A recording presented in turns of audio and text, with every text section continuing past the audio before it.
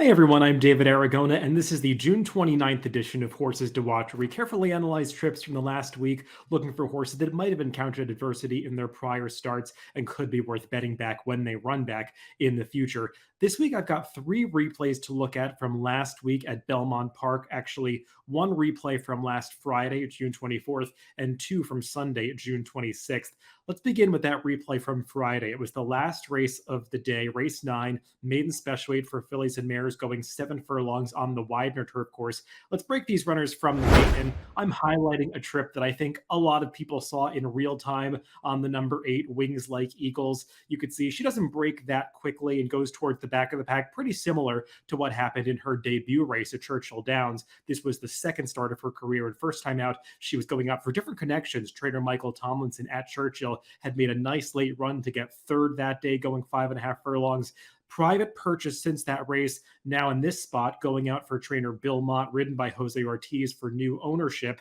And similar situation where she's towards the back of the pack early. That wasn't a big surprise, but you're going to see what happens to her coming around the far turn and into the stretch. And hard not to argue that she is a horse that couldn't have achieved a higher placing in this race if she had been able to get a clear run through the final quarter mile of this race. Because you see coming around the far turn, the field is kind of strung out on the backstretch, but they start to come together as they head towards the quarter pole. And she is keenly trying to advance inside of horses at the back of the pack there. That is her in those black and gold silks trying to come up inside of horses. And as Jose Ortiz tried to save ground into the stretch, you can see here, now that it's time to angle out, he can't quite do so seamlessly, and he winds up in behind some traffic here, has to pause. Even at this point, at about the 8th pole, he's not fully setting her down. Finally, he gets to riding right here, and she's going to quickly start passing horses in this last furlong. But right here, you're going to see a horse kind of comes over in her path. He has to tap on the brakes. He's basically just restraining her as they cross the wire. She ends up finishing 5th, but she was making a big late run at this race.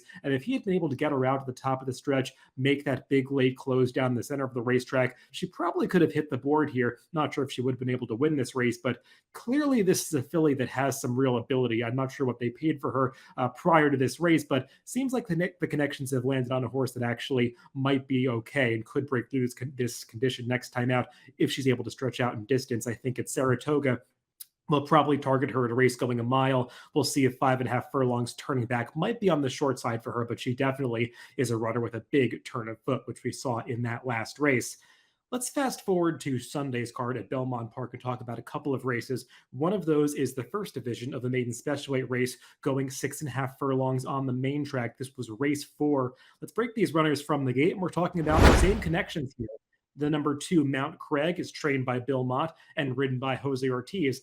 Mount Craig, though, is a Juddmonte-owned first-time starter, so just making his career debut, this is a pretty well-bred runner by Aragate, a sire that's gotten off to a slow beginning at stud, but some of his runners are doing better now that they've turned 3 years old. And the dam, Flash Forward, she was a pretty good stakes winner going a mile and an eighth, which says to me that this is a horse that's probably going to want to go a lot farther than the 6.5 furlongs that he was running over in his debut. But check him out towards the back of the pack. You saw breaking from the gate. He was a little bit sluggish away from the start, was at the back early, but he's making a big move around the far turn here, passing horses along the inside. He's going to get up into about 4th by the time they get to the top of the stretch, and is going to challenge for the runner-up spot as he makes this big far turn run. And you'll see as they come to the top of the stretch, he's just going to flatten out a little bit once Jose Ortiz is finally able to get him into the clear to try to make that run into the final quarter mile. But I'm not going to fault this horse for kind of stalling at the end of this race, because he made a lot of progress around that far turn to go from last place all the way up into 3rd here, and he's just going to miss out finishing 2nd, finishing just a nose behind the runner-up. The winner of this race, St. Tappet, is a runner for Todd Pletcher that got bet down to 9-5, a horse that there are plenty of stories about. He was the one that was highly touted coming into this race. And I think Mount Craig, for a firster that didn't take much money, I think he went off at 18-1, actually runs pretty well to finish just 4 lengths behind that well-meant debut winner that won the race. So Mount Craig, I think one that we'll see stretch out in his next start. Not sure if they'll go the mile and an eighth at Saratoga, maybe 7 furlongs. We'll see how gradually they do want to stretch him out. But I think this is a horse that does have some ability and could turn out to be one of the better progeny of Aragate that we've seen on the track. Let's finish things up with one more race from the Sunday card at Belmont Park. This was race 7 on June 26th. It's New York bred optional claiming 45,000.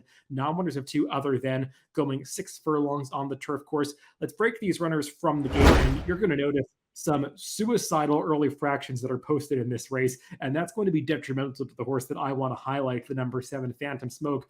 You see, he breaks really sharply, but there are a couple of rivals to his inside that are hard ridden to get forward in this race, those being the number 3 Not Far Now and the even money favorite Deep Cover. They just kind of go at it on the front end and really go over the limit of what's reasonable to set fractions in a 6 furlong race. You're going to see the opening quarter go up in sub 21, 20.91 seconds. That's the fastest the opening quarter that I can remember seeing going 6 furlongs at Belmont Park in quite some time. And take note of the number 7 Phantom Smoke. He is kind of in no man's land in between those front runners and the closers, just 3 or 4 lengths off that insanely fast early pace. And he's going to make the first move to take over from these front runners at the top of the stretch, but he too is just going way too fast at this point. And you're going to see everybody who was anywhere near this pace, those top 3 runners at the top of the stretch, they are just going to all hit a wall at the 8th pole here. And it looks like Phantom Smoke might be on his way to victory here, but he just can't sustain that pace, and he's going to get very tired, shortening stride in the final furlong as the long shot running with scissors runs past him to get the victory here. But I thought that Phantom Smoke, coming off the layoff, making his first start of this season, ran deceptively well to be second here. I know he ended up losing by 3.5 lengths, but there's an argument that he actually ran the best race, making that early move into the pace. And just to kind of put into context how fast that pace was, if you look at Timeform US, the early pace rating for, or I should say the early pace figure for the opening quarter for the leaders is a 163. You're almost never going to see a number above 160 for the opening quarter pace figure in a 6 furlong race. That's just an insane number. And the 141 that Phantom Smoke got for racing in third behind those leaders is still pretty fast for a 6 furlong race. So he got a big pace upgrade from Timeform US to get a 111 Timeform US speed figure for this performance. That's above average for this N2X level for the New York bred. So he's one cutting back to the 5.5 furlongs potentially next time out at Saratoga that I think could be pretty dangerous off this nice return effort for Christophe Clement. So those are all the horses to watch for this week. If you want to follow these horses moving forward, you can add them to your horse watch on DRF.com and get email notifications when these horses run back in the future. Thanks for tuning in this week, and make sure to catch future episodes of Horses to Watch on upcoming Wednesdays.